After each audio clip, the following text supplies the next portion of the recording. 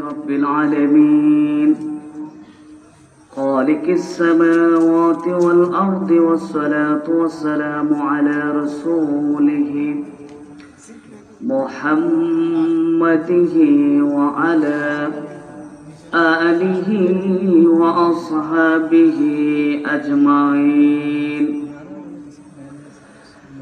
أما بعد، فقد قال الله تعالى في كلام المجيد وفي فرقانه الحميد: أعوذ بالله من الشيطان الرجيم. بسم الله الرحمن الرحيم. يا أيها الذين آمنوا توبوا إلى الله توبة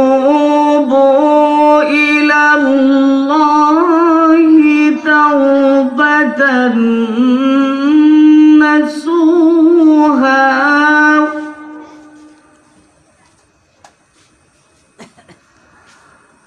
أو قال الله تعالى في شان حبيبه مخبرا وآمرا: إن الله وملائكته يصلون على النبي يا أيها الذين آمنوا صلوا عليه وسلموا تسليما. اللهم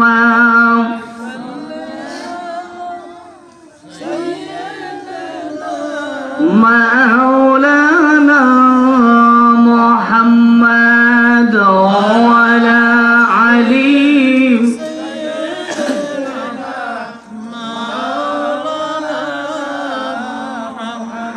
محبت পরম দরুদ ও মুমিন ভাই বসিয়া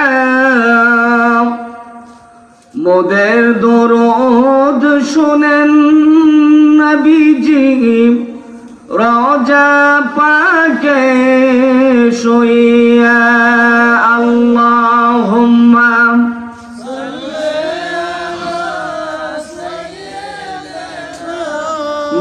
مولانا محمد وعلى علي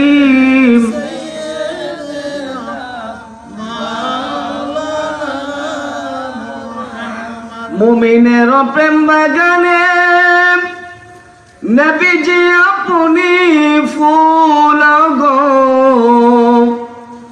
সেই ফুলেরই মালা গেতে পরিব মোদের গলেতে।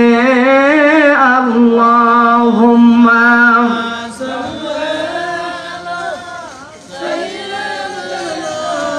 مولانا محمد وعلى علي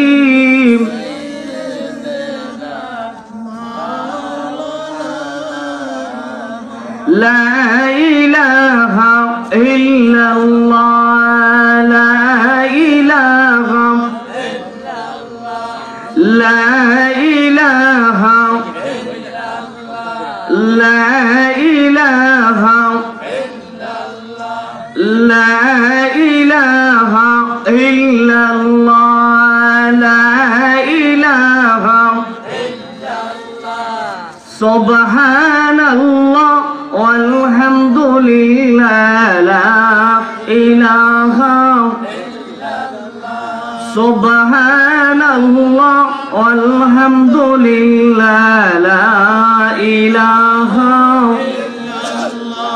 حسبي ربي جل الله ما في قلبي غير الله نور محمد صلى الله لا إله سبحان الله والحمد لله لا إله لا إله إلا الله محمد رسول الله صلى الله تعالى عليه وسلم অদখার ঐতিহ্যবাহী গহীনখালী বইয়াবাড়ি জামে মসজিদ মাঠ প্রাঙ্গণ ষষ্ঠ বার্ষিক আজিমুস শান ওয়াজ ও দোয়ার মাহফিলের সম্মানিত সভাপতি হাজী ডাক্তার মোহাম্মদ সিকান্দার আলী ভূঁইয়া সাহেব, আজকের মাহফিলের সম্মানিত উলামায়ে কেরাম, মঞ্চ উপবিষ্ট মুরব্বী বাবা, যুবক আমার সোনার মানিক ভাইয়েরা, পর্দার অন্তরালে অবস্থানত মা বোনেরা, সকলের খেদমতে আবারও সালাম জ্ঞাপন করছি। আসসালামু আলাইকুম ওয়া রাহমাতুল্লাহি তাআলা ওয়া বারাকাতুহু। আল্লাহ রাব্বুল আলামিনের দরবারে অসংখ্য অগণিত শুকরিয়া আদায় করি যে মহান আল্লাহ রাব্বুল আলামিন আমাদেরকে অত্যন্ত দয়া করেছেন, মায়া করেছেন, ihsan করেছেন, অনুগ্রহ করেছেন। যে মহান আল্লাহ রাব্বুল আলামিন চাইলে আমাদেরকে করোনা ভাইরাস রোগে আক্রান্ত করতে পারতেন কিনা? পারতেন কিনা জোরে বলেন। কিন্তু আল্লাহ রাব্বুল আলামিন এ থেকে আমাদেরকে মুক্ত করেছেন। আজকের এই সাজানো গুছানো জান্নাতের বাগানে আমাদেরকে আসার মতো, বসার মতো তৌফিক দান করেছেন। এজন্য আল্লাহ পাকের দরবারে যে কথাটি বললে আমার আল্লাহ পাক খুশি হয়ে যাবেন, আমরা সকলে উচ্চ কণ্ঠে বলি একবার আলহামদুলিল্লাহ।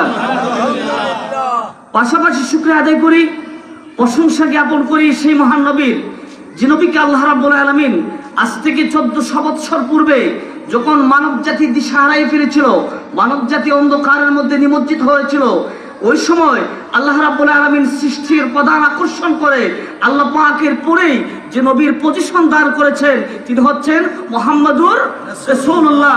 আল্লাহ রাব্বুল আলামিন আমাদেরকে এই নবীর উম্মত করেছেন, এত খুশি না বেজার? সেই খুশির আওয়াজে আবার আল্লাহ পাকের দরবারে আমরা শুকরিয়া আদায় করি, সকলে বলে একবার আলহামদুলিল্লাহ। সম্মানিত হাজিরিন, মহাগ্রন্থ হাকিমে কালাম থেকে ছোট্ট একটু আয়াতুল কারিমা আপনাদের সামনে তেলাওয়াত করেছি। এই আয়াতুল কারিমার উপরে সংক্ষিপ্ত সময় কিছু আলোচনা উপস্থাপন করব। এই আলোচনাগুলো যাতে করে আমি প্রথমে আমল করতে পারি, আমরা যারা শুনবো সকলে যাতে আমল করতে পারি, আল্লাহ পাক যেন আমাদেরকে তৌফিক দান করেন, সকলে বলে আল্লাহুম্মা আমিন। হাজিরিন, আল্লাহ রাব্বুল আলামিন এই পৃথিবীর জমিনে আমাদেরকে প্রেরণ করলেন, পাঠালেন। আল্লাহ রাব্বুল আলামিন অসংখ্য নিয়ামত দান করেছেন আমাদেরকে, তাই না? জীবনে কত আম খাইলাম, কত কাঁঠাল খাইলাম, কত লেসু খাইলাম, কত আপেল খাইলাম, মালটা খাইলাম, বিভিন্ন ফ্রুট খাইলাম, ফল ফ্রুট খাইলাম, এগুলো আল্লাহ পাকের নিয়ামত না? যদি মাবুদকে জিজ্ঞাসা করি, প্রভু এই পৃথিবীর জমিনে আমাদেরকে পাঠালাম, এত নিয়ামত আমাদেরকে দিলাম, পা থেকে মাথা পর্যন্ত আমাদের গোটা শরীরটাও নিয়ামত, দুটি হাত দিয়েছ এটাও নিয়ামত, দুটি চোখ দিয়েছ এটাও নিয়ামত, আমাদেরকে 32টা দাঁত দিয়েছ এটাও তুমি মহান মাবুদের নিয়ামত।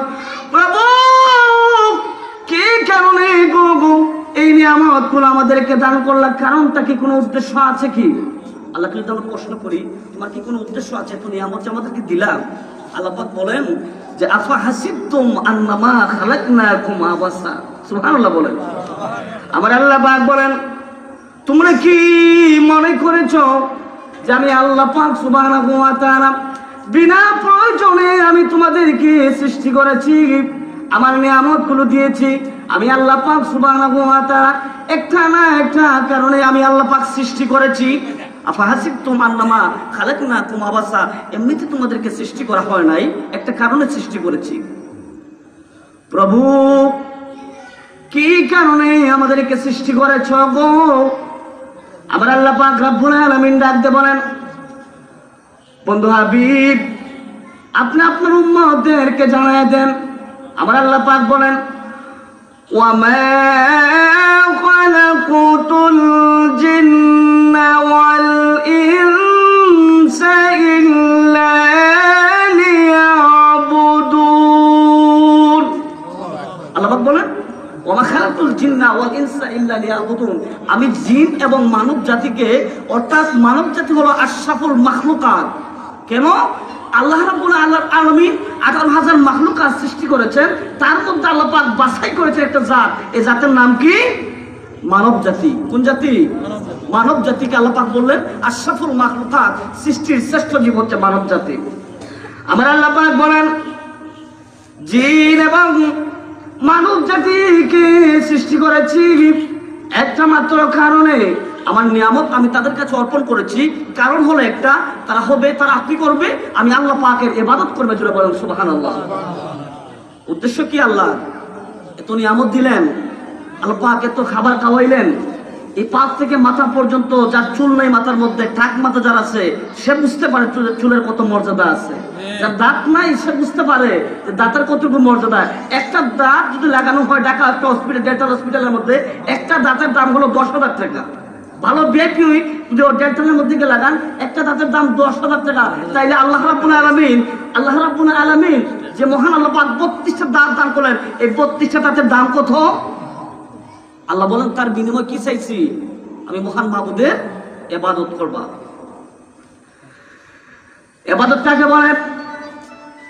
আমার আল্লাহ পাক বলেন, আমার নবীজি বলেছেন ইবাদত হলো আল্লাহ এবং তার নবীজির পথ এবং মত অনুযায়ী জীবনকে পরিচালনা করার নামই হচ্ছে ইবাদত। অথচ আল্লাহর বিধান একদিকে, আমাদের জীবন আরেক দিকে। নবীজি আছেন একদিকে, আমরা আছি অপর দিকে। নিজেরা নিজেকে মনে করি যে আমরা কত বড় কৌশল অবলম্বনকারী হয়েছি, আল্লাহ পাককে ভুলে গিয়া কৌশল অবলম্বন করেছিল ওই চীনের মধ্যে। যে চীন এমন কৌশল অবলম্বন করেছিল, কৌশল অবলম্বন, আমার আল্লাহ পাক বলেন ইয়া আইয়ুহাল্লাযীনা আমানু কুলু হালালান তাইয়্যিবা। আমার আল্লাহ পাক বলেন ইয়া আইয়ুহান নাস কুলু হালালান তাইয়্যিবা। মাবুদ ডাক দিয়ে বলেন তাম পৃথিবীর মানুষদেরকে, কোন ইমানদারকে আমার আল্লাহ পাক বলেন নাই। তাম পৃথিবীর মধ্যে যত ইহুদি বেঈমান খ্রিস্টান আছে, এমনকি মুসলমান জাতি আছে, সমস্ত জাতিদেরকে আমার আল্লাহ পাক বলেন ইয়া আইয়ুহান নাস, ও মানব জাতি। সুবহানাল্লাহ বলেন। আল্লাহ পাক বলেন ও মানব জাতি। এখানে আল্লাহ পাক নির্ণয় করলেন না, আল্লাহ পাক বলেন সমস্ত ইহুদি বেঈমান খ্রিস্টান নাসারা হিন্দু বৌদ্ধ মুসলমান সবাইকে আমার আল্লাহ পাক আমভাবে ডাক দিলেন ইয়া আইয়ুহান নাস। আমার আল্লাহ পাক বলেন কুলু হালালান তাইয়্যিবা, তোমরা পুত পবিত্র খাবার গ্রহণ করো। কিন্তু চীনে কইল যে না, আল্লাহ পাকের কথা আমরা মানি না, আল্লাহ পাকের হুকুম মানতে পারে না। এই জন্য তারা কি করলো? খাবার গ্রহণ করলো, বাদুর খাবার গ্রহণ করলো, বাদুর খায়। হারাম আল্লাহ পাক নির্ণয় করে দিয়েছে, এই হারামকে বাদুর খায়, এমনকি শকুর খায়, সাপ খায়, কীট পতঙ্গ গুলা যে আমাদের জমিনের মধ্যে আছে, ধানের ক্ষেতের মধ্যে দেখা যায়, এই কীট পতঙ্গ গুলাকে শিকের মধ্যে ঢুকে তেলের মধ্যে ভাজি করে খায়। নাউজুবিল্লাহ বলেন। বিড়াল খায়। আমরা আল্লাহ পাক বলেন যে তুমি হিকমত অবলম্বন, কৌশল অবলম্বন করছো, আমি আল্লাহ পাকের কোরআনকে তুমি চেঞ্জ করে দিতে চাইছো। আমি বলছি কুলু হালালান তাইয়্যিবা, পুত পবিত্র খাবার গ্রহণ করো। কিন্তু পুত পবিত্র খাবার গ্রহণ না করে আমি যাকে হারাম করে দিয়েছি, ঘোষণা করে দিয়েছি, হারাম খাবার গ্রহণ করলা। সর্বপ্রথম আঘাত আনলো কোন জায়গায়? চীনের মধ্যে। সর্বপ্রথম আঘাত আনছে কোন জায়গায়? চীনের মধ্যে। এখন দেখা যায় চীনের মধ্যে আঘাত আনার পরে চীনের প্রধানমন্ত্রী, রাষ্ট্রপতি দেখা যায় মাথায় টুপি দিয়া নামাজের মধ্যে দাঁড়ায়, কিন্তু আল্লাহকে বিশ্বাস করে নামাজে দাঁড়ায় না। আল্লাহ পাক বলেন যে সমস্ত ওয়ামাকারু ওয়ামাকার আল্লাহ ওয়াল্লাহু খায়রুল মাকিরিন, তোমরা যে কৌশল অবলম্বন করো, তোমাদের উপরের কৌশল অবলম্বনকারী আমি আল্লাহ। আবার ইবাদত করবা না। নমরুদ আল্লাহকে তীর মেরে দিয়েছিল, আল্লাহকে মারবে, তীর মেরেছিল গো। আমার আল্লাহ পাক জিবরাইলকে বলেন জিবরাইল রে, নমরুদ তীর মেরেছে আমি আল্লাহকে মারার জন্য। ও নমরুদ, নমরুদের তীরটাকে তোমরা ধরে আনো। তুমি ধরে আনো। যখন জিবরাইল নমরুদের তীরটাকে ধরলেন, আল্লাহ পাক হুকুম করলেন যেহেতু সে আশা করে মেরেছে, আমি আল্লাহকে মারার জন্য ওই তীরের সামনের মধ্যে ধারাল অংশের মধ্যে রক্ত লাগাই দাও। এখন রক্তের জন্য প্রাণীর কাছে যান জিবরাইল সালাম, কিন্তু কোনো প্রাণী রক্ত দেয় না। শেষ পর্যন্ত মাছের রক্ত দিল। তো আমার একটা ওসিয়ত আছে, ওসিয়তটা হলো যদি আমার মৃত্যুর পর আমাকে হালাল করা হয় তাইলে আমি রক্ত দিতে বাধ্য। সুবহানাল্লাহ বলেন। যাই হোক, রক্ত দিল। ওই সময় যখন তীরটা ঘুরে আসছে, নমরুদ কইতেছে যে আমি আল্লাহকে মেরে ফেলেছি, যেহেতু আমার তীরের সামনে রক্ত লাগানো আছে। নাউজুবিল্লাহ বলেন। আল্লাহকে মারবে। আল্লাহ পাক বলেন ওয়া মাকারু ওয়া মাকারাল্লাহ ওয়াল্লাহু খায়রুল মাকিরিন। তুমি যে কৌশল অবলম্বন করো, তোমার উপরের কৌশল অবলম্বনকারী আমি আল্লাহ। সুবহানাল্লাহ বলেন। আমার আল্লাহ পাক সুবহানাহু ওয়া তাআলা বলেন এখন থেকে আমার কৌশল শুরু হয়ে গেল। আমার আল্লাহ পাক রব্বুল আলামিন এক জাত বিশাল মশাকে প্রেরণ করলেন পৃথিবীর জমিনে, যে সে তো আমাকে মারছে, এখন আমি মরা আল্লাহ কি করতে পারি দেখো। এখন নম্বর এর মধ্যে একটা মশার পা ছিল না, ভাঙ্গা পা ছিল, লেংরা মশা। এই লেংরা মশা তো আল্লাহ গো নমরুদকে মারার দায়িত্ব আমার কাছে দেওয়া দাও। সুবহানাল্লাহ বলেন। আল্লাহ পাক কি করতে পারেন? আল্লাহ বলেন ওয়া মাকারু ওয়া মাকারাল্লাহ ওয়াল্লাহু খায়রুল মাকিরিন। নামাজকে ত্যাগ করে আমরা নামাজ পড়ি না, মসজিদে আসতে ভালো লাগে না, এমনকি রমজান মাসে রোজা রাখতে ভালো লাগে না। কৌশল অবলম্বন করি, বিভিন্ন যুক্তি প্রদর্শন করি, এই যুক্তি করে নামাজটা ত্যাগ করি, সুদের সাথে জড়িত হয়েছি, সুদ খাই, এমনকি ঘুষ খাই, অন্যায় অবিচার আমাদের মধ্যে বিদ্যমান আছে। কিন্তু আমি আগেই বলেছি, আল্লাহ বলছেন যে আমি একটা কারণে সৃষ্টি করেছি মানব জাতিকে, ওমা খালাকুল জিন্না ওয়াল ইনসা, জিন এবং ইনসান জাতিকে সৃষ্টি করার কারণটা হলো আমি মহান মাবুদের ইবাদত করা, ইল্লা লিয়াবুদুন, ইবাদত করা। কিন্তু দেখা যায় আমরা কৌশল অবলম্বন করি। কৌশল অবলম্বন করেছিল চীনে, আল্লাহ পাক চেঞ্জ করে দিয়েছেন কৌশলকে, গোটা বিশ্বের জমিনকে আল্লাহ পাক চেঞ্জ করে দিচ্ছেন। এদিকে আবার সৌদি আরব একটা কৌশল অবলম্বন করেছেন। আমরা মনে করি যে সৌদির থেকে আমরা ইসলাম পাই, আসলে কিন্তু সৌদি আগে সৌদি রয় নাই। নবীজির যুগে যে সৌদি ছিল ওই সৌদি রয় নাই। এখন সৌদিটাকে ঘেরাও করে পেরেছে এই আমেরিকার দালালেরা। যেই করোনা ভাইরাস আল্লাহ পাক দিয়েছেন, করোনা ভাইরাসের জন্য যদি মক্কাতুল মুকাররমার মধ্যে লক্ষ লক্ষ হাজিরা উপস্থিত হয়ে গেল, আল্লাহর ঘরের মধ্যে ধরে যদি দোয়া করে গেল, এটার উসিলায় আল্লাহ রাব্বুল আলামিন করোনা ভাইরাস মুক্ত করতে পারতেন কিনা? কিন্তু সরকার, সৌদি সরকার বন্ধ করে দিয়েছে, ফ্লাইট বন্ধ করে দিয়েছে। ইতিহাস থেকে শুরু থেকে ইব্রাহিম ইসলাম থেকে শুরু করে এই পর্যন্ত কখনো কাবা শরীফের তোয়াফ বন্ধ হয় নাই। কিন্তু বর্তমান সরকার তোয়াফকে বন্ধ করে দিয়েছে, তারই প্রথম নম্বরে ঈমান নাই। ঠিক কিনা? যেখানে দোয়া করবে সেখানে গিয়ে রাস্তাটা বন্ধ করে দিয়েছে। যেখানে এক রাকাত নামাজ পড়লে 1 লক্ষ রাকাত নামাজের সওয়াব পাওয়া যায়, ওই জায়গাটাকে বন্ধ করে দিয়েছে। আমার আল্লাহ পাক বলেন যে তুই সৌদি সরকার বন্ধ করে দিয়েছ আমার কাবাকে, তোয়াফ বন্ধ করে দিয়েছ। আমার আল্লাহ পাক সুবহানাহু ওয়া তাআলা একজাক আবাবিল পাখি দিয়ে এই মুহূর্তেও এই কাবা শরীফের মধ্যে তোয়াফ করেছেন। জোরে বলেন সুবহানাল্লাহ। যারা নেসারাম দেখতে পান যে কত 2 দিন যাবত ইউটিউবের মধ্যে আবাবিল পাখি দিয়ে আল্লাহ পাক তোয়াফ করেছেন। জোরে বলেন সুবহানাল্লাহ। 1 মিনিট সময়ও তোয়াফ বন্ধ হবে না। আমি বলতে চেয়েছিলাম আমার বন্ধুরা, যখন নমরুদ তার কৌশল অবলম্বন করলো, আল্লাহ পাক সুবহানাহু ওয়া তাআলা মশা পাঠালেন, একটা ভাঙ্গা পাও লেংরা মশা। তো আমাকে দায়িত্ব দাও, আমি নমরুদকে ধ্বংস করব। দেখা গেল নাক দিয়ে ঢুকে গেল, মগজের ভিতরে কামড় মারে। একটা লোক নিয়োগ করছে, ওই লোকের কাজ হলো যখন কামড় মারে মাথার মধ্যে বাড়ি মারে। এইভাবে বাড়ি মারতে মারতে সে অতিষ্ঠ হয়ে গেছে, আর কত বাড়ি মারবো। শেষ পর্যন্ত জমের মতো এমন বাড়ি মারছে, নমরুদের মাথাটা চৌচির হয়ে গেছে। আল্লাহু আকবার বলেন। এটা আল্লাহ পাকের হিকমত। আল্লাহ পাক বলেন যে আমি তোমাকে পৃথিবীর জমিনে পাঠিয়েছি আমার ইবাদত করার জন্য, আমার দাসত্ব করার জন্য, আমার গোলামি করার জন্য। আর কোনো কারণে আমি আল্লাহ পাক তোমাকে পৃথিবীর জমিনে পাঠাই নাই। এই জন্য আল্লাহ পাক কত মায়া করেন নবীজির কারণে। কারণ আমার নবীজি গোটা জীবন দশায়, নবীজির জন্ম থেকে শুরু করে আমার নবী পৃথিবীর জমিন থেকে বিদায় হওয়া পর্যন্ত শুধু একটা চিন্তা ছিল, রাব্বি হাবলি উম্মতি, রাব্বি হাবলি উম্মতি। আল্লাহ পাক নবীর দিকে চিন্তা করে আমার আল্লাহ পাক সুবহানাহু ওয়া তাআলা বান্দাকে কত স্যাক্রিফাইস করেছেন, নবীর উম্মতকে কত স্যাক্রিফাইস করেছেন। আল্লাহ পাক বলেন এখনো তুমি গুনাহ করতেছো, নাফরমানি করতেছো, জুলুম করতেছো, আমি আল্লাহ তোমাকে আহ্বান জানালাম, ইয়া আইয়ুহাল্লাযীনা আমানু, ও ঈমানদারগণ। সম্মানে ডাক দিচ্ছেন আল্লাহ পাক বলেন, ও ঈমানদারগণ, হে ঈমানদারগণ, তো ফিরে আসো ওই নাফরমানিগুলো, যে কাজগুলো করতেছো, সুদ খাচ্ছ, ঘুষ খাচ্ছ, নাফরমানি করতেছো, আমি আল্লাহর বিধানগুলোকে মানো না, নামাজ ছেড়ে দিয়েছো, রমজান মাসে রোজা রাখো না, রোজাকে ছেড়ে দাও, কিন্তু আমি আল্লাহ পাক সুবহানাহু ওয়া তাআলা তোমাকে ডাক দিলাম, ও ঈমানদার গণ, তোমরা ফিরে আসো ইলাল্লাহি, আমি আল্লাহ পাকের দিকে, তাওবাতান নাসুহা, তুমি খালিস নিয়তে তওবা করো। যদি তুমি তওবা করতে পারো, আমি আল্লাহ পাকের একটা নাম হলো গফুর, এই গফুর নামের খাতিরে আমি তোমার জীবনের সমস্ত গুনাহগুলো মাফ করে দেবো। জোরে বলেন সুবহানাল্লাহ। আল্লাহ পাক বলেন, তবু ফিরে আসো আমি আল্লাহ পাকের দিকে। এখানে আল্লাহ পাক ঈমানদারকে সম্বোধন করলেন, দুনিয়ার কোনো বেঈমানকে না, কাফেরকে না, আল্লাহ পাক কাকে সম্বোধন করলেন? ঈমানদারদেরকে। আমার আল্লাহ বলেন অন্য আয়াতের মধ্যে, প্রশ্ন করতে পারলো হুজুর আল্লাহ কেন ঈমানদারকে তাওবার কথা বললেন? অন্য আয়াতের মধ্যে আমার আল্লাহ পাক ঈমানদারকে বলেন, ইয়া আইয়ুহাল্লাযীনা আমানু আল্লাহ পাক বলেন, ও ঈমানদারগণ, ও ঈমানদারগণ, তোমরা আমি আল্লাহকে ভয় করো। জোরে বলেন সুবহানাল্লাহ। কেমন ভাবে ভয় করবা?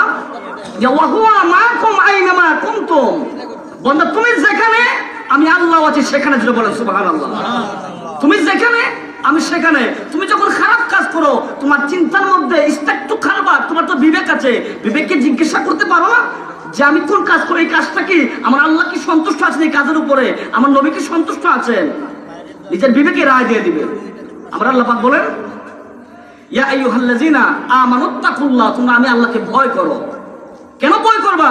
যেভাবে আমি আল্লাহ পাক সুবহানাহু ওয়া তাআলা মুআজ এবং মুআব্বিস দ্বারা আবু জাহিল নবীজির সবচেয়ে বড় দুশমন ছিল, এই দুইটা নাবালক সন্তান দ্বারা আমি আবু জাহিলকে ধ্বংস করেছি, আমি আল্লাহ পাকের হাতে সেই ক্ষমতা আছে। আমি যেইভাবে ফেরাউনকে নীল নদীর মধ্যে আমি ধ্বংস করেছি, এই ক্ষমতা কিন্তু আমি আল্লাহ পাকের হাতে আছে। যে ফেরাউন নিজেকে খুদে দাবি করছিল, কি করছিল? নিজেকে খুদে দাবি করেছিল, হিকমত অবলম্বন করেছিল, কৌশল অবলম্বন করেছিল, সে নিজেকে খুদে দাবি করেছিল। মুসা আলাইহিস সালাম আল্লাহকে বলেন, প্রভু গো, ফেরাউন যে দেখো না খুদে দাবি করে। আমরা আল্লাহ পাক বলেন, সব দেখি প্রভু, যেহেতু খুদে দাবি করে তুমি তাকে ধ্বংস করো না কেন? আল্লাহ পাক মুসা নবীকে বলেন, এই কারণে ধ্বংস করি না, চারটা গুণ আছে তার মধ্যে, এই চারটা গুণের কারণে আমি তাকে ধ্বংস করতে পারি না। গুণটা কি? এক নম্বর গুণ হলো, ফেরাউন যদি নিজেকে খোদা মনে করে দাবি করে, নিজেকে দাবি করে, কিন্তু গভীর রাতে যেই সময় মানুষগুলো এই আল্লাহ পাককে ডাকলে, তালাশ করলে, তাহাজ্জুদের নামাজ পড়লে আল্লাহর ওলি হয়ে যায়, ওই সময় গিয়ে তোর পাহাড়ের মধ্যে আমার আল্লাহ পাকের কাছে কাজতি মিনতি করে বলে, গো প্রভু, তুমি আমার প্রভুর মধ্যে কোনো সন্দেহ নাই, আমার কাছ থেকে খুদাইটা কেড়ে নিও না, দুনিয়ার খুদা হতে চাই আমি, আমাকে হওয়ার সুযোগ দাও, এই খুদাইটা কেড়ে নিও না, আমি তুমি আমার খুদা। জোরে বলেন সুবহানাল্লাহ। মুসা নবী তোর পাহাড়ের মধ্যে গভীর রাতে যখন চলে গেলেন, দেখতে পেলেন ফেরাউন আল্লাহর কাছে আত্মসমর্পণ করেছে, আমার আল্লাহ পাকের কাছে চাইতেছে। আমার মুসা নবীকে মুহূর্তের ভিতরে ডাকতে বলেন, ফেরাউন দিনের বেলায় নিজেকে খুদা দাবি করো, কিন্তু রাতের বেলায় আমার আল্লাহর কাছে আত্মসমর্পণ করছো। ওই সময় ফেরাউন ডাকতে বলে, আমি এই মুহূর্তে তোর প্রভুকে তালাক দিয়ে দিলাম, আজ থেকে আমি নিজেই খুদা। ধরে বলেন নাউযুবিল্লাহ। আজকে থেকে তোর খুদাকে তালাক দিলাম, এই খুদার আমার প্রয়োজন নাই। পয়গম্বর মুসা নবী বলেন, প্রভু শুনছনি ফিরাউন, আমার মুসা নবী আমার পয়গম্বর, আপনার মধ্যে যে দাঁড়িয়ে আছে, আপনার গায়ের মধ্যে সুন্নত পাঞ্জাবি আছে, আপনার মাথার মধ্যে টুপি আছে, কিন্তু ফিরাউন আপনার নবীকে অনুসরণ করে তার গায়ের মধ্যেও পাঞ্জাবি আছে, তার গালের মধ্যে মুখের মধ্যে দাঁড়িয়ে আছে, সুন্নতি লেবাস পালন করে এই সম্মানের কারণে আমি ফিরাউনকে ধ্বংস করতে পারি না। মুসা নবী বলেন, ফিরাউন আল্লাহ পাক তোমাকে ধ্বংস করে দিত, কিন্তু একটা কারণ, কারণ তার মধ্যে একটা কারণ হলো ফেরাউন তুমি আমার সুন্নতকে মানো গো, এই কারণে আল্লাহ পাক তোমাকে ধ্বংস করে না। ফেরাউন কহে আজকে তুমি মুসার সুন্নতকে আমি তালাক দিলাম, ত্যাগ করলাম, আর জীবনে কোনোদিন আমার গায়ের মধ্যে তোমার সুন্নত রাখবো না। মুসা নবী কয় প্রভু শুনছেন কি কয়? আল্লাহ তো সব শুনছি, ওয়াহুয়া মায়াকুম আইনা মা কুনতুম, আল্লাহ তো সব শুনছি, সব দেখি। ওই সময় আমার আল্লাহ বলেন এখনো দুইটা গুণ রয়েছে। একটা গুণ হলো ফেরাউন যদিও সে নাফরমান হয়েছে, কিন্তু তার মাকে তো ভালোবাসে, যে ভালোবাসার কারণে তার মা আমার কাছে দোয়া করে আমার ফেরাউনকে ধ্বংস করে দিও না। ফেরাউনের মা যেহেতু আমার কাছে দোয়া করে, আমি আল্লাহ পাক এই বৃদ্ধা মহিলার দোয়াকে বেতা যেতে দেই না। কিন্তু ফেরাউন ধ্বংস হয় না মাকে খেদমত করার কারণে। তাহলে এই পয়েন্ট থেকে আমাদের চিন্তা করার দরকার একটা বিষয়, যে আমাদের মা বাবার সাথে আমরা কেমন আচরণ করি। ফেরাউন কিন্তু ধ্বংস হয় না, আল্লাহ বলছেন তার মাকে ভালোবাসার কারণে, মহব্বত করার কারণে, মাকে মায়া করার কারণে তার মা আমার কাছে দোয়া করে, এই জন্য আমি ফেরাউনকে ধ্বংস করতে পারি না। কিন্তু আমরা আমাদের মায়ের সাথে কেমন আচরণ করলাম, আমাদের বাবার সাথে কেমন আচরণ করলাম চিন্তা করছেন? বৃদ্ধা মা বাবার স্থান হয় বৃদ্ধাশ্রমের মধ্যে। ছেলে শিক্ষিত, চাকরিয়ান, চাকরিজীবী, কিন্তু মা বাবা তার খানা খাইতে পারে না। মা বাবা বৃদ্ধা বয়সে যায় বৃদ্ধাশ্রমের মধ্যে। মুসা নবী বলেন আল্লাহ তোমাকে ধ্বংস করে না, তোমার মার খেদমত করো বিদায় গেম। ফেরাউন কয় মাকেও তালাক দিলাম, মাকেও বাদ দিয়ে দিলাম, আজ থেকে মার খেদমত করবো না। মুসা নবী প্রভুকে বলেন প্রভু গো গো, প্রভু গো গো গো, শুনছনি ফেরাউন কি কয়? আল্লাহ কয় সব শুনছি। এমনকি আল্লাহ পাক রব্বুল আলামিন ডাকতে বলেন, মহান আল্লাহ ডাকতে বলেন ফেরাউনের একটা গুণ রয়েছে, এই গুণটা হলো তার বাড়ির মধ্যে একটা এতিমখানা আছে। কি আছে? এতিমখানা। এতিম বাচ্চাদেরকে লালন পালন করে, এদেরকে ভালো পোশাক দেয়, এদেরকে ভালো খাবার দেয়। যখন এতিম বাচ্চা গুলো আল্লাহ পাকের কাছে দোয়া করে প্রভু গো এই ফেরাউনকে তুমি ধ্বংস করে দিও না। আল্লাহ পাক বলেন আমি এতিমদের দিকে তাকাইয়া আমি ফেরাউনকে ধ্বংস করতে পারি না। যারা বলেন সুবহানাল্লাহ। মুসা নবী বললেন যে তুমি এতিমদেরকে ভালোবাসো বিদায় আল্লাহ তোমাকে ধ্বংস করে দেয় না।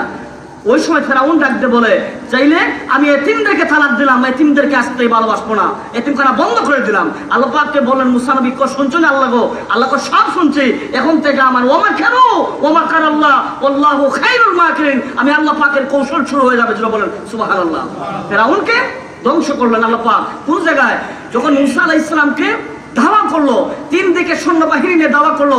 নীল নদীর পারে যখন মুসা ইসলাম চলে গেলেন, কোন রাস্তা পাচ্ছেন না, সামনে সাগর আছে, বিশাল সমুদ্র। ওই সময় চিন্তার মধ্যে পড়ে গেলেন মুসা আলাইহিস সালাম। আল্লাহ পাক ডাকতে বলেন তিলকা বিয়ামিনিকা ইয়া মুসা, মুসা তোমার হাতের মধ্যে কি?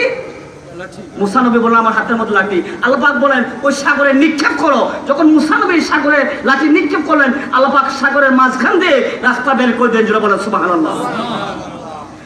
মুসা নবী উনার সৈন্য বাহিনীদেরকে নিয়ে, সাহাবায়ে কেরামদেরকে নিয়ে যখন নীল নদী পার হয়ে গেলেন, ফেরাউন মাঝখানে যখন গেল, আমার আল্লাহ পাক বলেন তিলকা বিয়ামিনিকা ইয়া মুসা, মুসা তোমার হাতের মধ্যে কি? মুসা আলাইহিস সালাম বলেন আমার হাতের মধ্যে লাঠি। আমার আল্লাহ পাক বলেন পয়গম্বর মুসা ওই লাঠি দিয়ে রাস্তার উপরে আঘাত করো। আঘাত করছেন, মুহূর্তের ভিতরে রাস্তা শেষ হয়ে গেছে, নিঃশেষ হয়ে গেছে। এমনকি ফেরাউন তার বাহিনী নিয়ে নীল সমুদ্রের নীল নদীর মধ্যে হাবুডাবু খাইয়া দুনিয়ার জমিন থেকে জাহান্নামে চলে গেছে। নাউযুবিল্লাহ। আমার আল্লাহ পাক বলেন হ্যাঁ খুদা দাবি করছিল নিজেকে, এমনকি শেষ না 3000 বছর পর্যন্ত ফেরাউনের লাশটা নদীর মধ্যে ভাসমান ছিল, একটা পোকাও তাকে কামড় দেয় নাই। এই বিষয় থেকে আমরা কি চিন্তা করতে পারি না? আল্লাহকে চাইলে আমাদেরকে ফেরাউনের অবস্থা করতে পারেন না? আল্লাহ পাক বলেন ইয়া আইয়ুহাল্লাযীনা আমানু, ও ঈমানদারগণ, তুবু তোমরা ফিরে আসো ইলাল্লাহ, আমি আল্লাহ পাকের দিকে, তাওবাতান নাসুহা, খালিসভাবে তওবা করো। আমি তওবা যদি করতে পারো, আমি আল্লাহ পাক তোমার জীবনের সমস্ত গুনাহগুলো maaf করে দেব। যারা বলেন সুবহানাল্লাহ। আমার আল্লাহ পাক বলেন কি কারণে তওবা করব? কি অপরাধ করেছি জীবনে? আমরা কোনটা গুনাহ কবিরা, কোনটা গুনাহ সগীরা এটাও বুঝি না, কোনটা শিরিক, কোনটা বেদাত এটাও আমরা বুঝি না, সবটা এক সমানভাবে করতে থাকি। গুনাহ কবিরা কাকে বলেন? যেই কবিরা সম্পর্কে, যেই গুনাহ সম্পর্কে কোরআন এবং হাদিসের মধ্যে কঠোর নির্দেশনা রয়েছে, কঠোর নির্দেশ রয়েছে কোরআন এবং হাদিসের মধ্যে, এই গুনাহকে বলা হয় গুনাহে কবিরা। আমার বন্ধুরা, আমার বাবারা, এই স্যারের একটা বই আছে, মাস্টার সাহেবের একটা বই মিনহাজুল আবেদিন, এই বইটা আমি পড়লাম স্যারের কাছ থেকে, স্যার আমাকে দেখালেন এই হাদিসটা আপনি মুখস্থ করেন। মিনহাজুল আবেদিন কিতাবে 283 নম্বর পৃষ্ঠার মধ্যে একটা হাদিস নকল করেছেন। ইবনে মুবারক খালিদ ইবনে মাদান থেকে বর্ণনা করেন, মাজ ইবনে জাবালকে প্রশ্ন করলেন, মাজ ইবনে জাবালকে বলা হলো যে আপনি এমন একটি হাদিস আমার কাছে বর্ণনা করুন যে হাদিস আজ পর্যন্ত আপনি ভুলে যান নাই, বলেন সুবহানাল্লাহ। এই হাদিসটা কেমন হতে পারে যে হাদিসের কঠিন নির্দেশনা আসছে যে আজ পর্যন্ত বলেন নাই, আপনার নবীজির কাছ থেকে এমন একটি হাদিস শুনেছেন, এই হাদিসটা আমার কাছে বর্ণনা করুন। মাজ ইবনে জাবাল এই কথা শোনার পরে অঝর দ্বারে চোখ দিয়ে পানি ছেড়ে দিলেন, কান্না শুরু করলেন। হযরত মাজ ইবনে জাবাল বলেন, আমি নবীজির কাছ থেকে এমন একটি হাদিস শুনেছি, আজ পর্যন্ত আমি এই হাদিসটা বলতে পারি নাই, আমার কাছ থেকে হাদিসটা শোনো।